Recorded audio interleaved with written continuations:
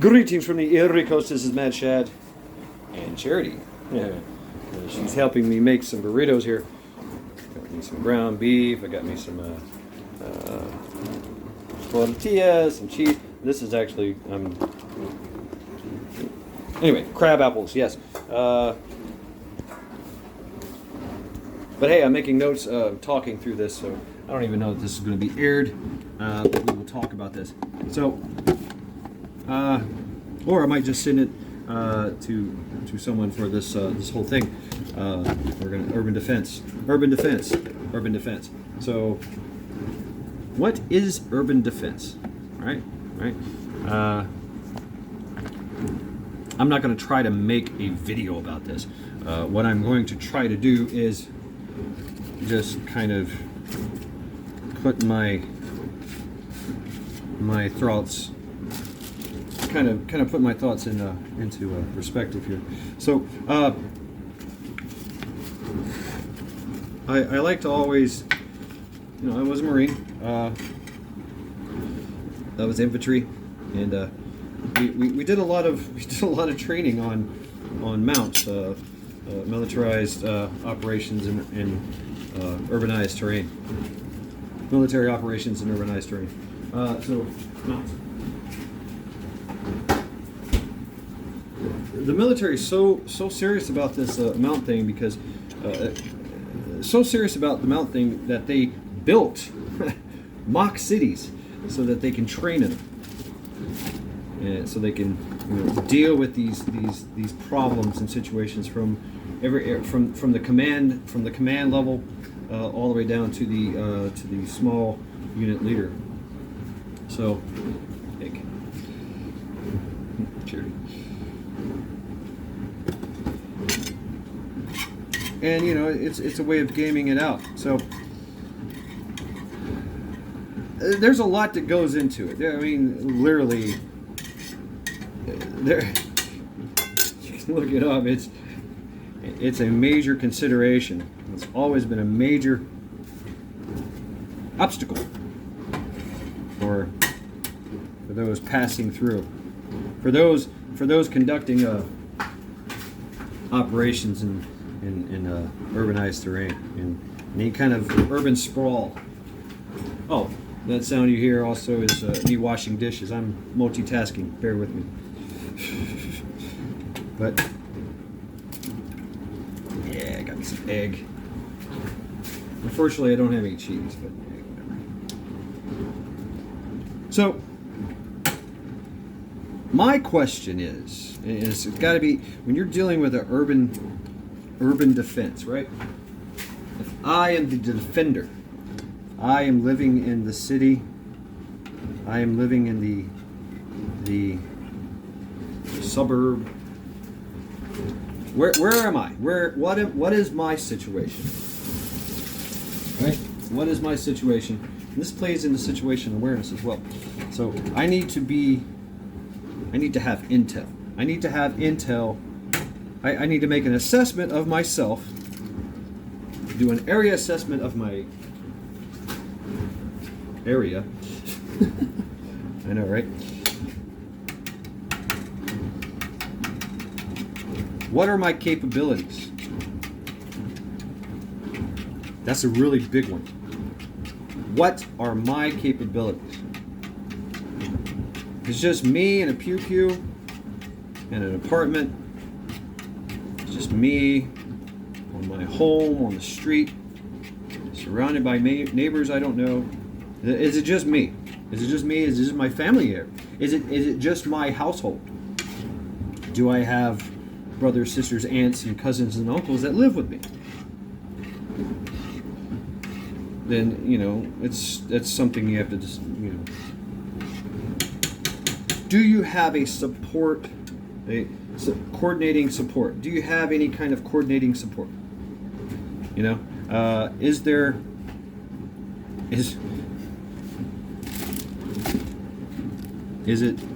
any help? Is there any help? Do I have any kind of coordinating support? i.e., neighbors, friends and family, a MAG, militia, a community defense organization. Is that, civil defense, whatever you want to call it, is there coordinating support? If there is, hopefully, ideally, if you're going to fight in a urbanized area, you better have coordinating support. You don't want to be just walking around the place. Oh man, turn that off. You don't want to just walking around fighting the enemy on your own, trying to recruit as you go along. Now it's going to be crazy. Massive chaos, right? So the idea is to have that coordinating support. Community is key. Community is key. MAGs are key. And intel is key. So once you've assessed yourself, assessed your capabilities, what is your situation, right? What is your situation? What's your living situation? Done all that. Now you got to think about, what is the threat? Are you dealing with a paramilitary or military unit that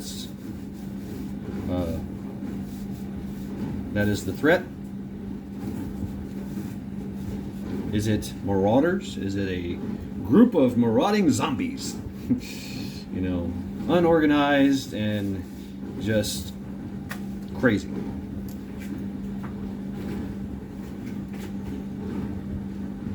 If you have a MAG, I'm gonna tell you right off the bat, if it's just you,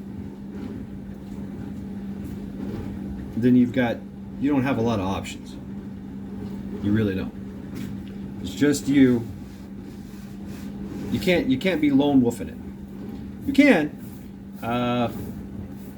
Small units are easier to maneuver through this environment. But I want to stress this part very, very right off the bat, because it is very important. What are your capabilities? What are you facing? Say I'm facing a group of marauding zombies. Okay, that's the thing, right? The zombies are here. The zombie apocalypse is upon us. Whatever, marauding zombies of varying degrees of intelligence.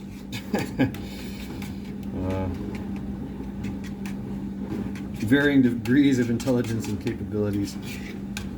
You might be facing, what are you facing? So I like to use what's called a salute report. Size, activity, location, unit, time, equipment. That's how I make my threat assessment, right? What am I facing? That tells me everything. What is the size?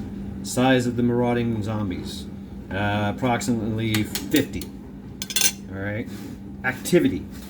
What is their activity? They're literally moving through an area and munching on brains, right? Indiscriminately killing anything and everything that gets in their path. Okay, there's their activity. Location. Approximately 200 yards away, or approximately approximate. Whatever. They're on the adjacent street.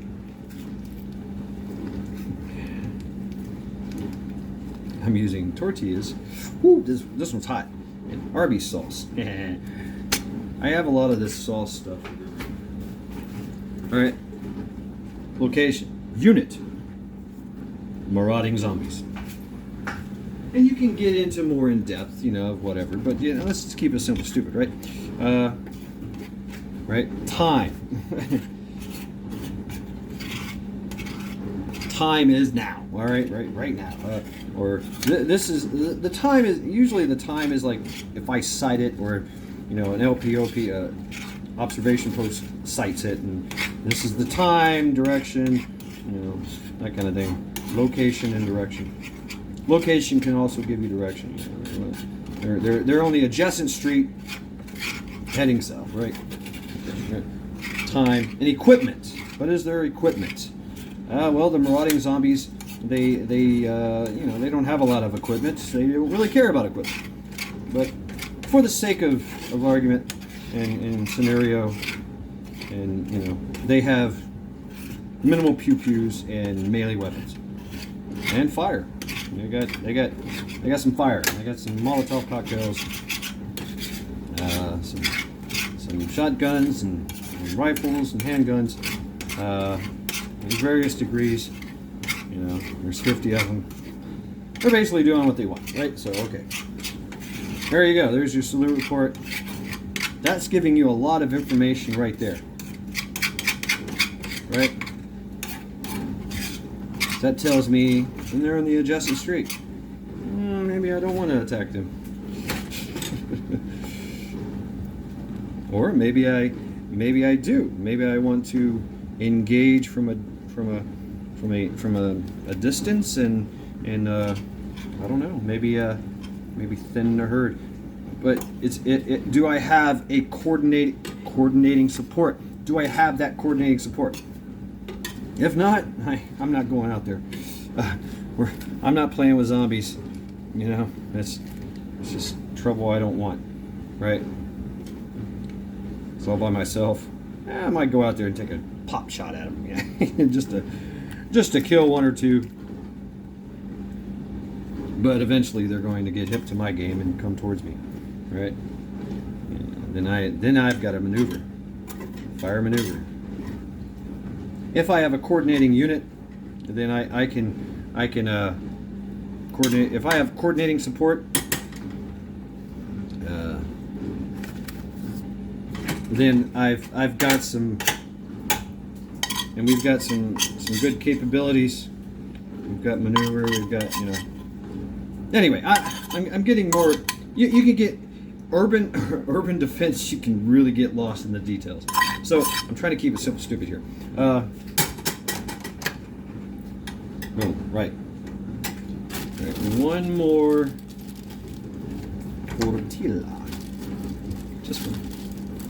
Oh, it's the last one. And I'm trying something new with my friend of mine taught me this, or told me about this that he's doing. He took I usually like to put the skillet, flipped up. He told me about this. Put it on this side, upside down. And it kind of works. Yeah, there's my spread. There's Charity. Anyway, so I've made an assessment, right? Anyway, so I've made an assessment of the enemy. I've made an assessment of myself and my capabilities. And like I said, if it's just me, I have two options. That's run or hide, right? And of course, like I said, the intentions of the threat. What is the threat? What are they doing? What are you facing? Are you facing a paramilitary, or military group that's say they're just passing through. They have to get through your area because they have been funneled and channeled through,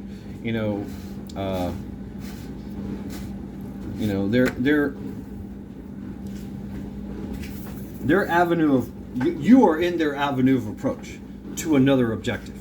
So what is their objective? Their objective is to just get through this urbanized area because there's mountains on either side or something, and so they can't go anywhere else, right? They have to go through this built up urban sprawl, metropolitan area, a city, or a fucking village. That's another thing. Where are you? Are you in a village? Are you in a city? Are you in a town? Are you in a little bitty? What is your capability? What is your location? What is your size? Salute, report yourself, right? Salute, report yourself. See what happens. What is your size? What is your activity? What is your location? Unit, equipment, time, all those things. The feast is ready.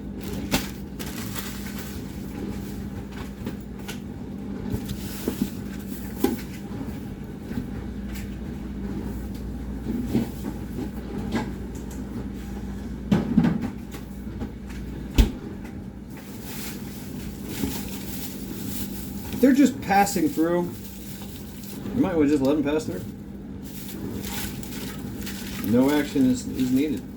If you're a part of some type of, if you are the supporting element of something, it is your job to, harass, defend, or destroy the enemy, the threat. And then it's up to you to deal with them. And well, that's a whole different story altogether.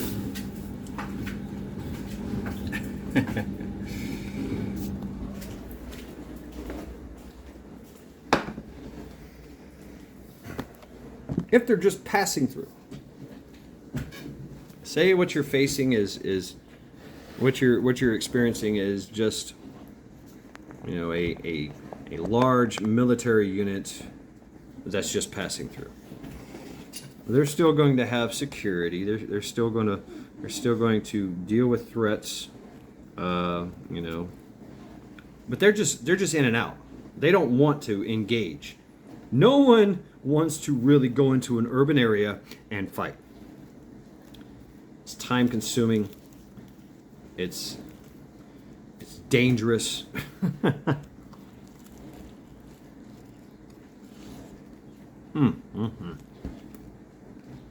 Ah.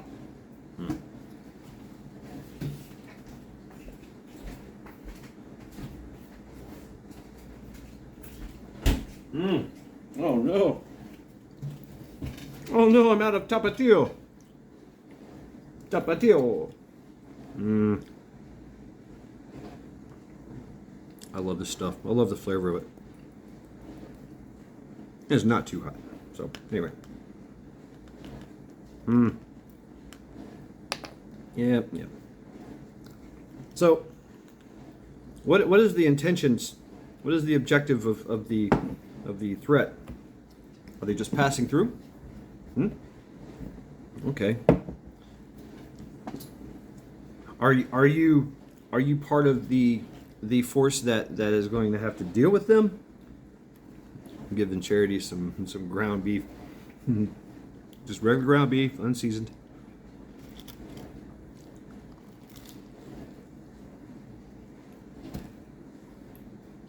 If you're already part of that group, then you have other issues altogether. You already have everything. You have coordinating instructions. You have a rank structure. You have coordinating support. You have everything, right? So, but if it's just you, your community, your neighborhood watch, you and your family in your home in the suburban area, you and your community in the apartment complex. I live in an apartment, so they're just passing through. You might want to just let them pass through. But how will you know if that's their intentions? Well, they're not trying to engage. That's for one. That's for damn sure. Their actions will tell you. They're usually going to be mechanized. All right. What you're going to probably looking at with any kind of military, paramilitary, is they're going to be mechanized. They're going to be driving. That's what they do. That's the best way for them to maneuver long distances, right? And if they're just going through your area to get to the next objective, then whatever. Say that you live at a satellite or small town satellite. We'll talk about that. That's another aspect altogether. It's the big picture. The big picture, the big defense.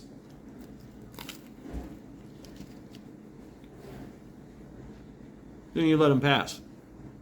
So good.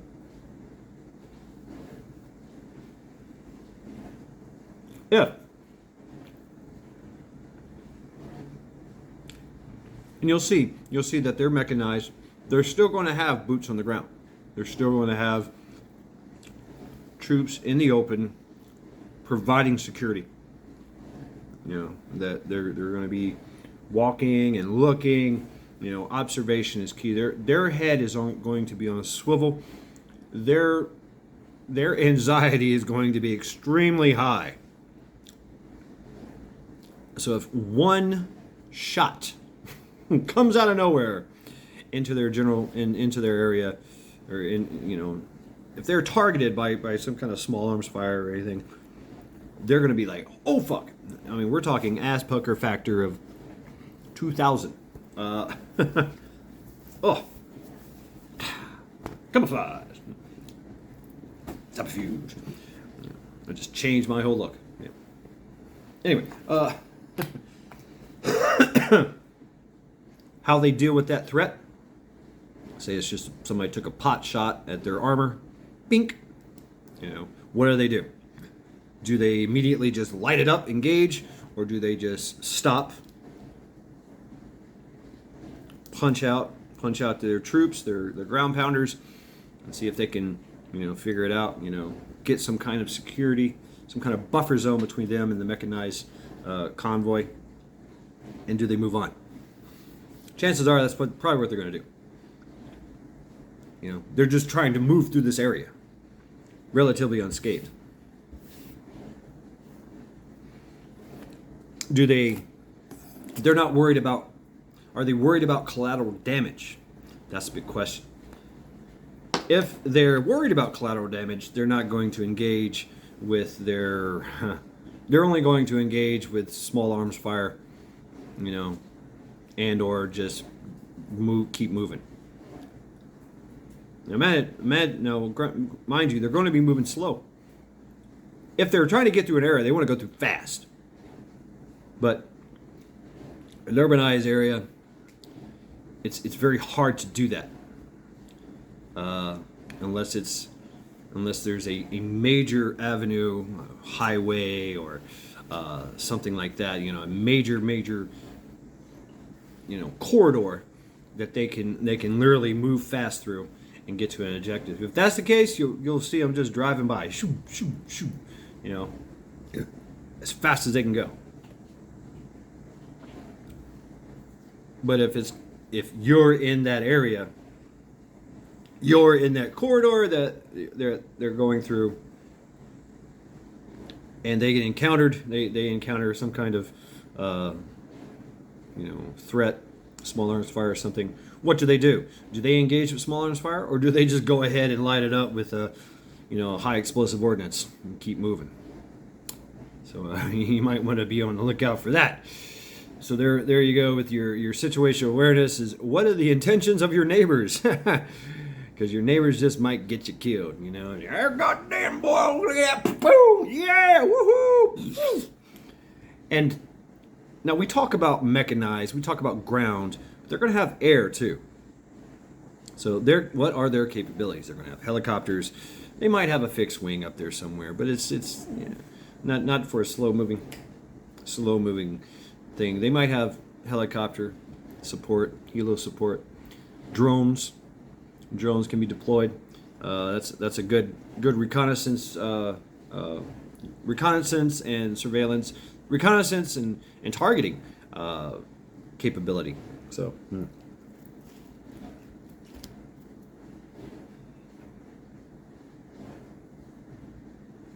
Your ability to assess what they're doing, what their intentions are, will greatly increase your survival.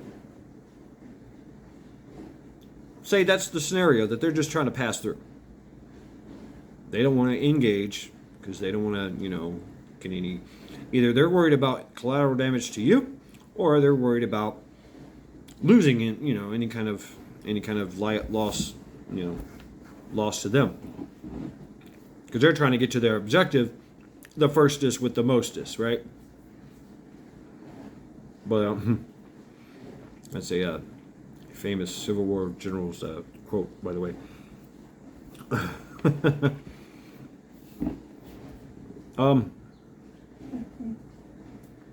Points you can figure out who that was. Let's just say he was not a very popular one after the Civil War.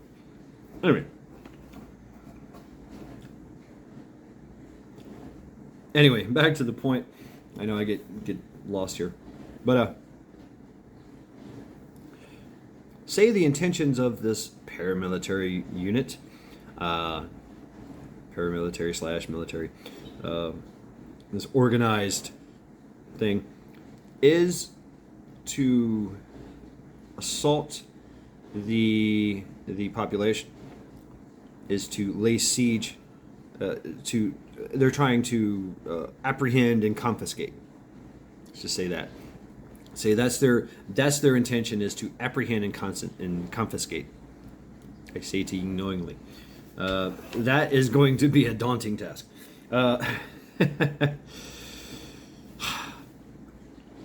Personally,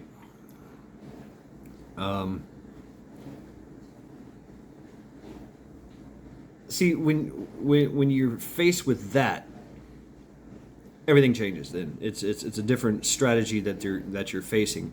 Their strategy is going to be to isolate, contain, and of course, apprehend and confiscate.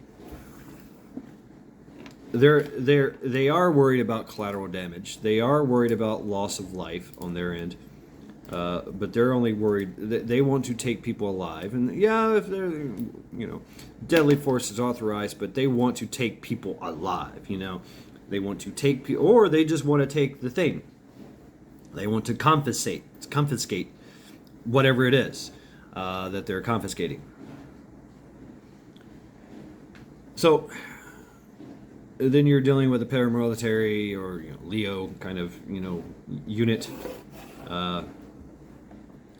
They're going to isolate the area. They're going to shut off communications. They're going to try to shut off all communications. They're going to try to shut off. They're going to set up what they call the noose, the circle, and not let anyone in or out. Right. Anybody in or out will be apprehended, detained, and questioned, and or met with deadly force, of course. They're going to have the same kind of,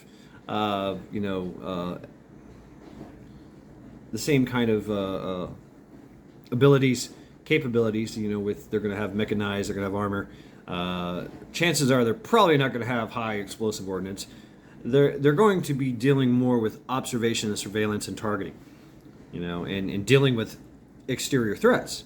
Does somebody take a shot at them? Is there a organized group that assaults them, that assaults their position? Are they being blocked? Chances are it greatly depends on the the compliance and non-compliance of the population.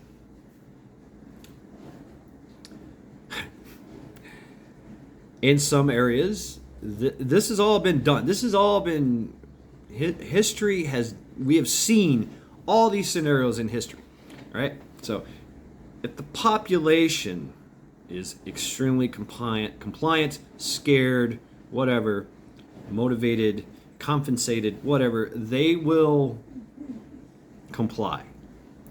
There will not be any.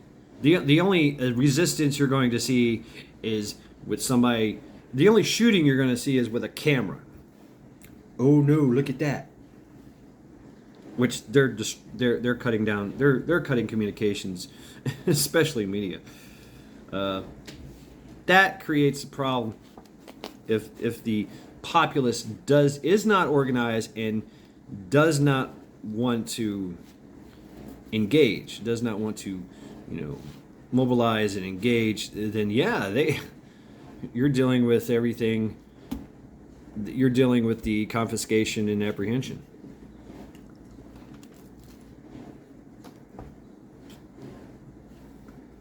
And like I said, running is going to be a problem.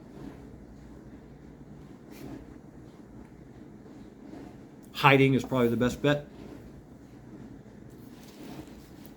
If you are part of a community and you are so organized and you have capabilities of your own, then you're going to be going head to head with them. That's a different story. You can really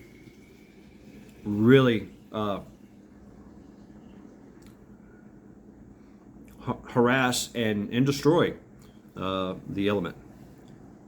But like I said, they're probably not going to have high explosive ordnance. That's not their intention. Their intention is to apprehend and confiscate. They're probably not going to have high explosive ordnance. So you really don't have to worry about that.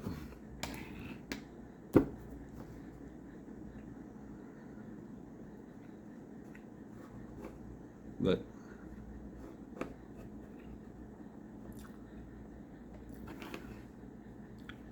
that's one scenario. That's scenario number 2 of the intentions of your threat. The worst threat, I think, is the worst threat. If you're actually being laid siege, if you're under siege, and we see this in Ukraine, you're not going to get any kind of intel. You might. Like, hey, 30 miles away, there's a unit over there. Very large unit, 30 miles away. And they've stopped. You might hear that. And what happens? What's going to happen if you're under siege is you're not going to know until the bombs start falling. Until things start exploding around you. Then you're going to know, oh shit. That's a little different. You're not going to deal with mechanized infantry. You're not going to deal with troop boots on the ground. Not yet. Right now, you're dealing with arty and air. Indirect fire and, air to ground fire. That's a different story. That's high explosive ordnance. Lots of destruction. Lots of everything. And it's time. That is the time for you to either, run. Which, once again, a city under siege, the isolation and containment has already been done, and now it's isolate, contain, and destroy. It switches under siege of a city under siege, or an objective under siege is isolate, contain, and destroy. And they're going to do that with high explosive ordnance, howitzers, air, arty, indirect fire, whatever. It's going to be bad. It's going to be bad. And the only time you're going to see mechanized armor or mechanized or troops on the ground is when they come through mopping up everything. When they're done, and either they want to go through and see who's survived, either apprehend, contain, or destroy whoever survived, or they're just passing through. If they're passing through, they're probably just going to flank around and say, yeah, that city's toast. We're out of here. So, under siege, your best bet is to get to a relatively safe place without dying. Because there's going to be spit and ass and flying elbows everywhere. Shrapnel. Everything will be shrapnel.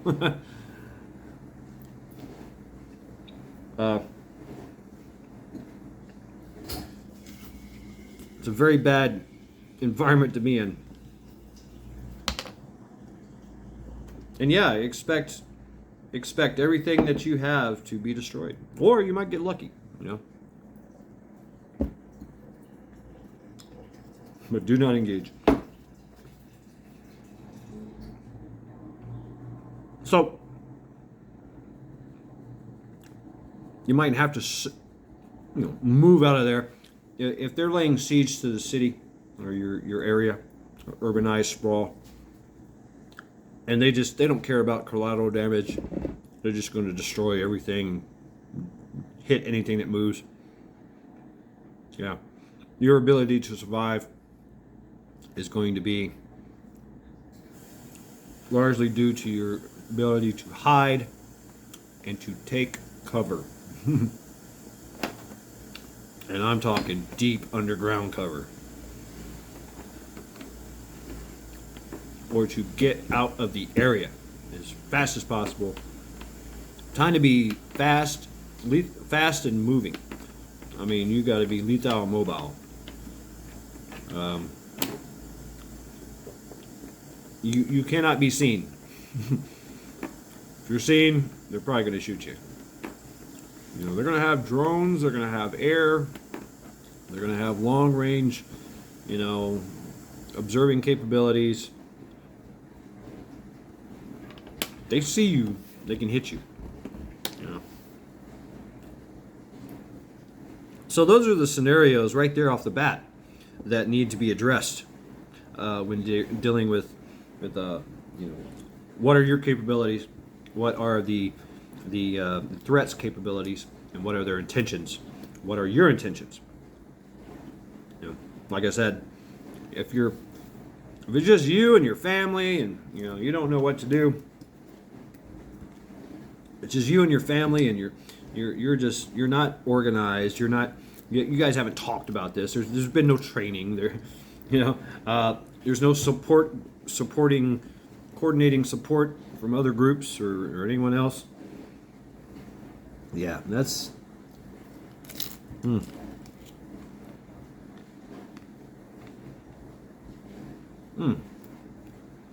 messy, but damn good. I wish I had cheese. I wish I had sour cream. I wish I had guacamole.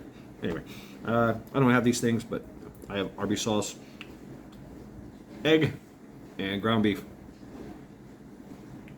And a nice little tortilla. The tortillas, they got flaky. They got really, really flaky. I like that. But too flaky, and it turns into, you know, a mess of falling tortilla. So anyway, that's number one.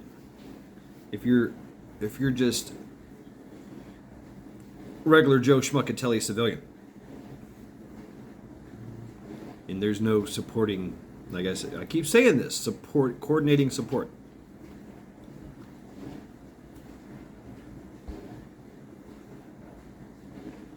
If you are supported, if you are organized, you have a community, and your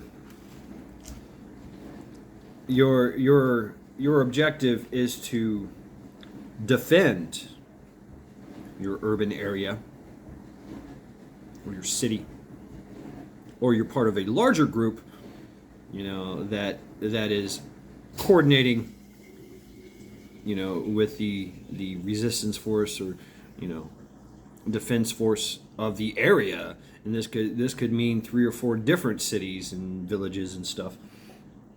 And then everything kind of changes then.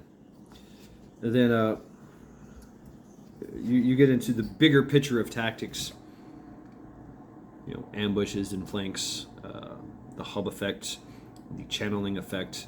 Your job, Havamal, Odin, I know, said it best. I forget which stanza. I should have looked it up before I did all this, but hey, you know, I do know it.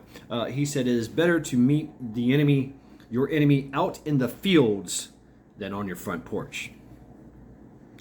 Right? So offense is a good defense. If I'm in a city, if I'm in my area, my little ORP, right? My area of operate. This is where I eat. This is where I sleep. This is where I shit. This is where I clean my weapons. We do rosters. We have supplies. We have all the beans, bullets, and band-aids here, and we whatever. Our upper echelon is making decisions, stuff like that. We got motor T, we got this, we got that, we got assets, we got all that stuff here. I don't want to fight him here. I'll fight him there. So if I know that that the threat is coming down the mountain into the valley, It has to meet to my city, come to my city. One city. But I'm in the next city. I'm going to wait for them to either go around or go through the city. I'm going to meet them, come out to meet them before they hit the city, so that I can either, push them, deny them. I can deny them or harass them, whatever, or destroy them. My job is, if I'm taking them on, is to funnel them, channel them into, yes, that's right, the kill box, into a box where I can ambush and destroy, harass, or whatever the other. Anyway, so that's big picture. That's big picture stuff.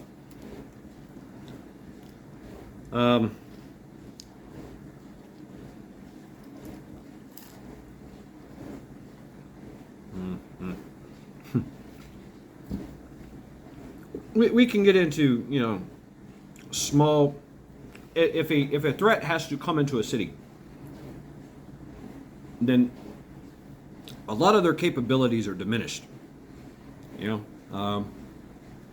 to come into an urban area, urban sprawl.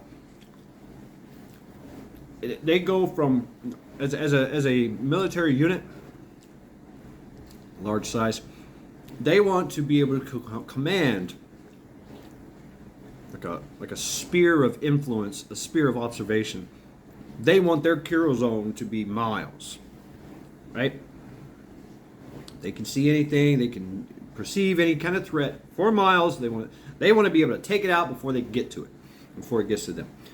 In a urbanized area, urban sprawl, greatly diminished. You're looking at, it goes from 1,500 meters to now you're looking at 100 yards, if not closer. That the threat is there. So you can imagine and there's multiple areas, 360 degrees of danger. So as a paramilitary military threat going through an urbanized area that is set up, with interlocking sectors of fire and covered concealment and movement and murder holes, and we could talk about all that stuff, but I want to get big picture first. But having to deal in that urbanized area, ask anyone from Afghanistan. I mean, that's had to go in and clear a village, clear a city. It's crazy. You're dealing with IEDs, and that's the idea. You're dealing with IEDs. And your capabilities are greatly diminished to small. It goes down to the small unit leadership, small arms fire, grenades, maybe some explosives, maybe drone, maybe hellfire. Not much though. Helicopter support. That's about it. If you got a big enough target, you can put some air on them, or you can put some indirect fire on them. But whatever the intentions are of that. But if they're in the city, if they're in the urban area, going house to house, moving through, their intentions are totally different than remember the third scenario.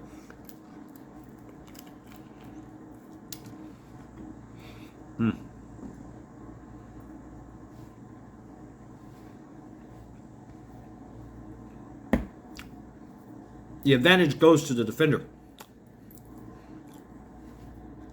The attacker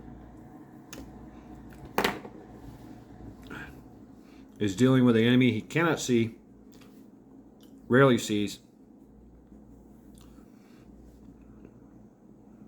It's very demoralizing.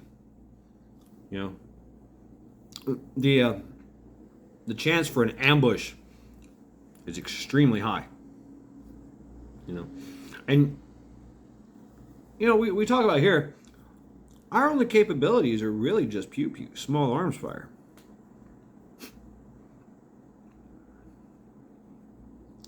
And I mean small arms fire. A 50 cal is just above the precipice of small arms fire. So a 50 cal, if somebody has a 50 cal, say they have a Barrett, and they start engaging armor, See, that's the problem though. Is you're going to draw aggro, draw the aggression of the attacker. If I take out an armored vehicle or a Humvee or any kind of vehicle, if I take it out with that fucking Barrett, then they're like, oh shit. They're going to send all their capabilities to that area. So it's very important to move. You know, not be a target, not to draw aggro, right? So once that, because they're gonna identify the threat. They're gonna size, activity, location, unit, time, equipment, boom. You know, and they're gonna direction. It came from that fucking window down the street. Light that motherfucker up. You know, a drone comes up, helicopter sends a Hellfire missile in that window, whatever. So your cover and concealment is done. It's time for you to go. So moving and shooting and communicating are going to be very, very key. Very, you know, in pre-planning. It's going to be very, very important when facing an attacker, in an urban setting.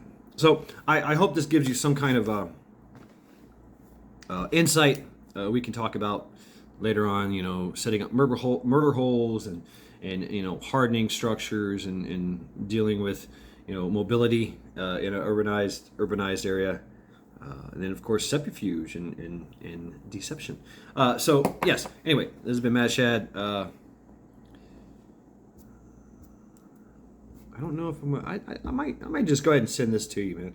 Yeah, I'm going to send this to you. So, this has been Mad Shad. Every day. Bye. I'm going to finish my burritos. And so it's, look, there's Charity. There you go. Have some ground beef. All right, there you go, Pete. Use this as you will, and we'll talk about more.